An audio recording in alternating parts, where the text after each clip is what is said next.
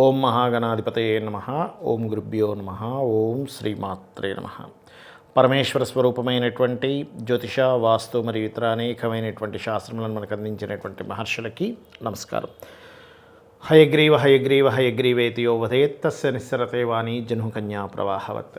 అరుణాం కరుణాతరంగితాక్షీం ధృతపాశాంకుశపుష్పబాణచాపాం అనిమాదిభిరావృతాం మయూకైః అహమిత్యేవ విభావయే భవానీం. శ్రీమాత్రే నమః.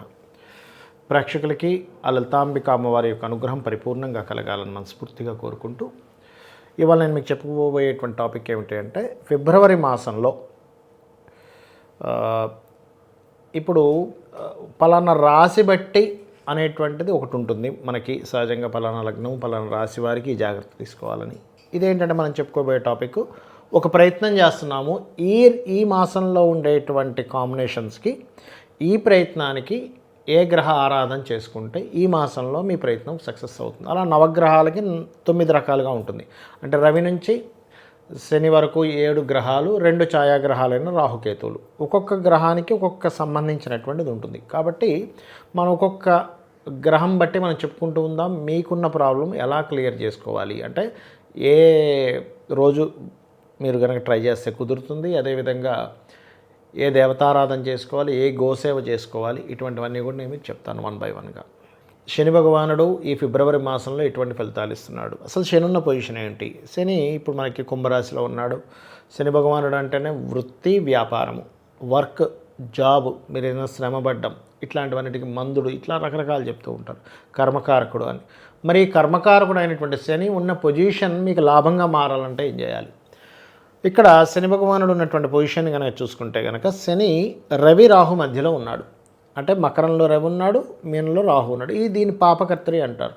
మరి శని ఉన్న ఈ పొజిషన్ నుంచి మీరు అధిగమించాలి అంటే, ఇప్పుడు చిన్న ఎగ్జాంపుల్ చెప్తాను చూడండి. ఒక కారు ఉంది, ఒక ట్రాఫిక్లో వెళ్తున్నాం, కారు దగ్గర ఆగింది. ముందున ఒక కారు, వెనక ఒక కారు. మనం ముందుకు వెళ్ళలేము, ఆగిపోయి ఉంటాయి. అవి కదిలితే కనుక కదలలేము. అలాంటప్పుడు ఏం చేయాలి? దాని నుంచి పక్కకు వచ్చేసి ఇంకో రూట్లో వెళ్ళడం, ఏదో సంథింగ్ మనం చేయాలి. అలా ఏంటంటే, ఇప్పుడున్న ఈ ప్లానటరీ పొజిషన్స్లో ఈ 2 కార్లు జరిగితే కానీ మధ్యలో ఉన్న కారు ఎలా అయితే ముందుకు వెళ్ళదో, సేమ్ యాజ్ ఇట్ ఈజ్ ఈ రవికి రాహుకి కనుక ఎవరైతే చేసుకుంటారో పరిహారము, వాళ్ళకి ఖచ్చితంగా వృత్తిరీత్యా, వ్యాపారరీత్యా బోల్డంతా అభివృద్ధి అనేటువంటిది కలుగుతుంది. అంటే అలాగా ఏం చేయాలి? మీరు సింపుల్గా ఏం లేదు, రాహుగ్రహం ఉంటుంది నవగ్రహాల్లో, రవిగ్రహం ఉంటుంది నవగ్రహాల్లో. రవి రాహు గ్రహాల దగ్గర దీపారాధన చేయండి. ఎవరు కేవలం వృత్తిపరంగా నేను రాణించలేకపోతున్నాను, ఉద్యోగం రావట్లేదు, ఉద్యోగం వచ్చినా కూడా అందులో నాకు ఎదుగుదల లేదు, లేకపోతే ఉద్యోగంలో కాదు వ్యాపారంలో నాకు ఎదుగుదల లేదు, ఏదో వ్యాపారం పేరుకు పెట్టేశాను, ఇన్ని లక్షలు ఖర్చు పెట్టి కానీ రూపాయి ఆదాయం లేదని ఎవరైతే బాధపడుతుంటారో వారికి నేను చెప్పే పరిహారం ఇది. మరియు దీంతోపాటు మరొక విషయం ఏంటంటే, దీంతోపాటు ఓం సంపత్కరీ సమారూఢ సింధుర వ్రజ సేవితాయే నమః అనే నామస్మరణ, ఓం నవవిద్రుమ బింబశ్రీ న్యక్కారి రదనచ్చదాయై నమః అనే నామస్మరణ చేస్తున్నట్లయితే ఏమవుతుందంటే, ఈ కర్మకారకుడు ఉన్నటువంటి శని యొక్క పొజిషన్ ఏదైతే ఉందో మీకు పాజిటివ్గా మారడం స్టార్ట్ అవుతుంది. దీంతోపాటు మీరు వీలున్నప్పుడల్లా ఓం దుర్గాయ నమః, ఓం సూర్యనారాయణాయ నమః అని చెప్పి చేసుకున్నట్లయితే ఇంకా ఖచ్చితంగా మీకు ఈ కర్మకారకుడు ఉన్నటువంటి పొజిషన్ చాలా మంచి దీంట్లోకి వెళ్ళడం జరుగుతుంది. ఇది గుర్తుపెట్టుకోండి.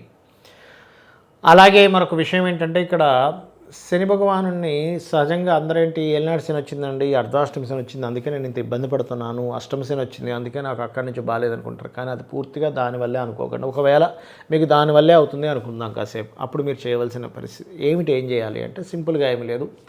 మీరు ఎక్కువగా నిద్రపోకండి, మధ్యాహ్నం పూట ఎక్కువగా నిద్రపోకండి. రాత్రిపూట ఎలాగైనా నిద్రపోతారు, మధ్యాహ్నం పడుకోవడం వల్ల శని ప్రభావం పెరుగుతుంది ఒకటి. రెండవది ఏంటంటే, ఎక్సర్సైజ్ చేయండి, వాకింగ్ చేయండి, జిమ్స్కి వెళ్ళండి. ఇవాళ చేయాల్సిన పని ఈరోజు చేయండి, రేపటికి పోస్ట్పోన్ చేయకండి. చేశారా మీకు శని ప్రభావం నెగిటివ్గా పడడం స్టార్ట్ అవుతుంది. అలాగే మరొక విషయం ఏంటంటే, ఇక్కడ వీటితో పాటు ముఖ్యంగా మీరు చేయవలసినటువంటి విషయాల్లో, మీరు వర్క్ పెండింగ్ పెట్టకపోవడమే కాకుండా మీ కిందన ఉన్న వారిని చక్కగా చూసుకోండి. ఎందుకంటే కింద నుంచి పనిచేసే వాళ్ళందరూ కూడా శని కారకత్వాలుగా తీసుకుంటారు. ఇక బిజినెస్లో బాగా రాణించాలి, ఈ శని ఎటువంటి బిజినెస్లో బాగా రాణిస్తాడు అంటే, ఇంపోర్ట్ ఎక్స్పోర్ట్ బిజినెస్లో, ఆన్లైన్ రిలేటెడ్ సంబంధించిన బిజినెస్లోని, మరియు అదేవిధంగా ఎందుకంటే ఇప్పుడు శనున్న రాశి నుంచి ముందు వెనుకున్న గ్రహాలను తీసుకోవాలి. లక్కీగా ఏంటంటే, ఇప్పుడు శని భగవానుడు గురువుని చూస్తున్నాడు. ఎప్పుడైతే జూపిటర్ని ఆస్పెక్ట్ చేస్తున్నాడో గురువు యొక్క ఎనర్జీ శనికి వచ్చింది. సో మీరేంటి దత్తాత్రేయుని ఎంత ఆరాధన చేసుకుంటూ దిగంబర శ్రీ పాదవల్లభ దిగంబరాలు అయినట్లయితే జై గురుదత్త శ్రీ గురుదత్త అనుకుంటూ ఉంటారో మీరు వృత్తిపరంగా వ్యాపారపరంగా ఖచ్చితమైనటువంటి గ్రోత్ రావడం జరుగుతుంది మీకు. ఇప్పటివరకు నేను మీకు చెప్పినటువంటిది ఏదైతే ఉందో ఇది దీని మీద కొన్ని కండిషన్స్ చెప్తానండి మీకు. ఏమిటది అంటే, ఇప్పుడు మనం ఈ గ్రహాల్లో ఏ గ్రహం గురించి అయితే మనం ఏ ప్రాబ్లం గురించి అయితే మాట్లాడుకున్నామో దానికి సంబంధించిన రెమెడీ ఏదైతే ఉందో మీరు పాయింట్ నెంబర్ 1 గుర్తుపెట్టుకోండి.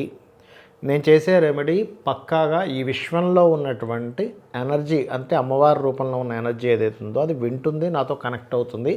నేను ఈ రెమెడీ చేయడం ద్వారా ఆ యొక్క అమ్మవారితో, ఆ శక్తితో నేను కనెక్ట్ అవుతున్నాను, ఖచ్చితంగా పొందుతాను అనేది ఫస్ట్ మీరు గుర్తుపెట్టుకోవాలి. Point number 1. రెండవది ఏమిటి అంటే, కంటిన్యూస్గా చేయాలి మీరు చేసే రెమెడీ. ఏదో ఒక రోజు చేసాము, రెండో రోజు మర్చిపోయాము, మానేసాము, మళ్ళీ మూడో రోజు చేసాము, ఇలా చేస్తే మీరు చేసిన రెమెడీ అంతా కూడా వేస్ట్ అవుతుంది. గుర్తుపెట్టుకోండి. చేయాలి అనుకుంటే కంటిన్యూస్గా చేయాలి. అంటే ఎలా అంటే, ఇప్పుడు చూడండి, మనం జిమ్కి వెళ్తాం, రెగ్యులర్గా వెళ్తున్నాం, మనము రోజు వెళ్తున్నాము, ఖచ్చితంగా ఏమవుతుంది అప్పుడు మనకి కంటిన్యూస్గా జిమ్కి కనుక వెళ్తే ఫిట్నెస్ పర్ఫెక్ట్గా పెరుగుతుంది, మన బాడీ ఇది కరెక్ట్గా ఉంటుంది. అలా కాకుండా నేను 2 రోజులు వెళ్తున్నానండి, మళ్ళీ 3 రోజులు మానేస్తాను, మళ్ళీ ఒక వారం రోజులు వెళ్తాను, 10 రోజులు మానేస్తానంటే మీరు లైఫ్ లాంగ్ వెళ్ళినా మీకు మార్పు రాదు మీ బాడీలో. అది ఎలా అయితే మార్పు రాదో మీ రెమెడీ విషయంలో కూడా సేమ్ ఫార్ములా మీరు వాడాలి. ఇది గుర్తుపెట్టుకోండి. ఇక మూడోది, చాలామంది నన్ను అడుగుతుంది ఏంటంటే, ఏమంటే నేను పలానా రెమెడీ స్టార్ట్ చేశాను కానీ మాకేదో మైల్ వచ్చింది, అదైంది ఇదైంది, అప్పుడు ఏం చేయాలి? డోంట్ వర్రీ, ఆ కొన్ని రోజులు ఆగి, ఆ 11 రోజులు ఏదైతే ఉంటుందో అది ఆగి దాని తర్వాత చేయొచ్చు. 4వ పాయింట్ ఏంటంటే, ఈ రెమెడీస్ చేసేటప్పుడు చాలామంది నన్ను అడుగుతుంది ఏంటంటే, ఇలా మధ్యలో మైలు రావడం కాకుండా, పోయిన నెలే మా ఇంట్లో పలానా వాళ్ళు చనిపోయారని తాతో ముత్తాతో ఎవరో ఉంటారు, సంథింగ్ ఇలా అయింది, గతించారు, ఇప్పుడు చేయొచ్చు అని అడుగుతుంటారు. ఒకటే గుర్తుపెట్టుకోండి, దానికి కూడా 11 డేస్ అయిపోయిన తర్వాత మీరు రెమెడీస్ చేసుకోవచ్చు. రెమెడీస్ ఎక్కడా కూడా మీకు దేవుణ్ణి పూజించుకోవడం కానీ, ఇంట్లో దీపారాధన చేయడం కానీ, గుడికి వెళ్ళడం కానీ ఇవి ఎక్కడా కూడా చేయకూడదని చెప్పలేదు. చాలామంది తెలియక ఇలా చేస్తున్నారు, ఇది చాలా రాంగ్, గుర్తుపెట్టుకోండి. ఇంకోటి ఏంటంటే, మీరు ఏ ప్లానెట్కి సంబంధించిన రెమెడీ అయితే చేస్తున్నారో దాని పర్ఫెక్ట్ కారకత్వంలో ఏ పనులు అయితే చేయకూడదని ఉంటుందో అది చేయకూడదు. అంటే ఉదాహరణ ఎలా అంటే చెప్తాను చూడండి మీకు. రవికి సంబంధించి చేస్తున్నారు రెమెడీ. రవికి సంబంధించిన రెమెడీ చేసేటప్పుడు రవికి కారకుడు ఎవరు? ఫాదరు, లేకపోతే గవర్నమెంట్ ఎంప్లాయీస్, పెద్దలు, డాక్టర్స్, వీళ్ళతో మీరు శత్రుత్వం పెట్టుకోకూడదు. పెట్టుకుంటే ఏమవుతుంది, రవికి సంబంధించిన రెమెడీ చేసినా ఇది బ్యాలెన్స్, ఇక్కడ మీరు ఈ రెమెడీకి సంబంధించింది ఇది పాడు చేసేసుకుంటున్నారు, ఇక్కడ రెమెడీ చేసినా ఇక్కడ రెమెడీ పాడు చేసుకుంటున్నారు. సో ఇది కనెక్ట్ అవ్వదు. అలాగే చంద్రుడికి సంబంధించి చేస్తున్నప్పుడు ఏంటి, ఇంకొకరు మనసు బాధ పెట్టే పని మీద ఉండకూడదు, మనసుని ఎప్పుడు ఆనందింపజేయాలి వేరే వాళ్ళది. అదేవిధంగా కుజుడికి సంబంధించి చేస్తున్నారు రెమెడీ, అలాంటప్పుడు గొడవలు పెట్టుకోకూడదు. బుధుడికి సంబంధించిన రెమెడీ చేస్తున్నారు, గాసిప్స్ చేయకూడదు. గురువుకి సంబంధించిన రెమెడీ చేస్తున్నారు, గురువుల్ని ఎక్కడా కూడా మీరు దూషించకూడదు. ఆ మాస్టర్ అట్లాగా, ఈ మాస్టర్ ఇట్లాగా, అంటే ఎనీథింగ్ గురువు గుర్తువల్లో ఉండవాళ్ళు. మనం ఒక్కోసారి మన పిల్లలకి సంబంధించిన మాస్టర్ గురించి మాట్లాడుకుంటాం, ఆయన సరిగా చెప్పడు, ఆయన అట్లా ఇట్లా మాట్లాడతాం. మీకు అది ఎంతవరకు నిజమో ఎంతవరకు అబద్ధమో మీకు తెలియదు. సో ఈ విషయం గుర్తుపెట్టుకోవాలి. శుక్రుడికి సంబంధించిన రెమెడీ చేసేటప్పుడు స్త్రీలతో చాలా జాగ్రత్తగా ఉండాలి. మీరు చాలామంది చేసే మిస్టేక్ ఏంటంటే, అమ్మవారి పూజ చేస్తుంటారు, స్త్రీతో కొట్లాడుతూ ఉంటారు. ఇంట్లో భార్యతో కావచ్చు, చెల్లితో కావచ్చు, అక్కతో కావచ్చు, లేకపోతే ఒక స్త్రీమూర్తితో కావచ్చు, ఒక రకమైన ఫైట్ చేస్తూ ఉంటారు. ఏమవుతుంటుంది అంటే, నార్మల్గా ఇంట్లో వచ్చేటువంటి తారతమ్యాలు, చిన్న చిన్న ఇవి అలగడాలు మళ్ళీ సెట్ అవ్వడం భార్యాభర్తల మధ్య ఈజ్ డిఫరెంట్. బట్ ఓవర్గా చేస్తే ఏమవుతుందంటే ఈ రెమెడీ మీకు పనిచేయదు. అదేవిధంగా సాటర్న్ రిలేటెడ్ రెమెడీ చేసేటప్పుడు మీ కిందన పనిచేసే వాళ్ళని మీరు సరిగ్గా చూసుకోవాలి. బికాజ్ ఆఫ్ సాటర్న్ ఈజ్ మీ కిందన పనిచేసే వాళ్ళు, సాటర్న్ రెమెడీ చేస్తున్నాం కానీ ఇక్కడ కిందన పనిచేసే వాళ్ళు చేసే విషయంలో మనం తప్పిదాలు చేస్తే అది పనిచేయదు. అలాగే రాహుకి సంబంధించిన రెమెడీ చేసేటప్పుడు పర్టికులర్గా ఆన్లైన్లో చేసేటువంటి కొన్ని పనులు ఏవైతే ఉంటాయో అవి నీతిగా ఉండాలి. కేతువుకి సంబంధించి చేసేటప్పుడు మీరు వెళ్ళేటువంటి గుడి, గోపురము, ఎనీ ఆధ్యాత్మికమైనటువంటి విషయాల్లో చాలా జాగ్రత్తగా ఉండాలి. కాబట్టి ఏ రెమెడీ చేసేటప్పుడు పర్టికులర్గా ఆ అంశంలో కూడా మిస్టేక్ చేయకూడదు. ఇవి గుర్తుపెట్టుకోండి. ఇది చేసుకుంటూ మీరు నిత్యం చేసేటువంటి ప్రయత్నంలో సక్సెస్ అవ్వాలని చెప్పి కోరుకుంటూ శ్రీమాత్రే నమః.